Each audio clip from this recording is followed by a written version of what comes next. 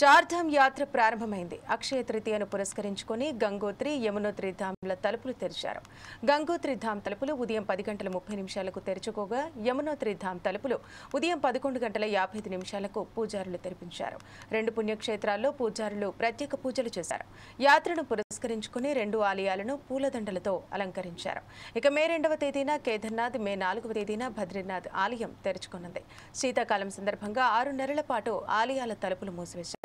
పహల్గామ్ ఉగ్రదాడి నేపథ్యంలో ఈసారి చార్ధామ్ యాత్ర కోసం పటిష్టమైన భద్రతా ఏర్పాట్లు చేశారు. భారత్ నుంచే కాకుండా విదేశాల నుంచి కూడా ప్రతి సంవత్సరం భారీ సంఖ్యలో భక్తులు తరలివస్తుంటారు. భక్తుల ప్రయాణం, దర్శనం సజావుగా సురక్షితంగా సాగేలా రాష్ట్ర ప్రభుత్వం ఏర్పాట్లు చేసింది. భక్తుల యాత్ర సజావుగా జరిగేందుకు వివిధ ప్రదేశాలలో సీసీటీవీ కెమెరాలను అమర్చారు. అంతేకాకుండా ట్రాఫిక్ ను నిర్మూలించేందుకు డ్రోన్లు కూడా ఉపయోగిస్తున్నారు.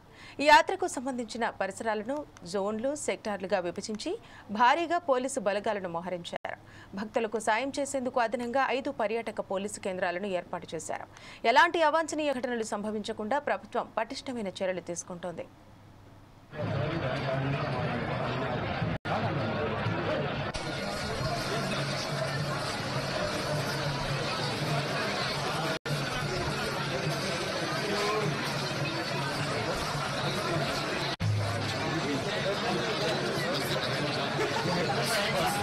Like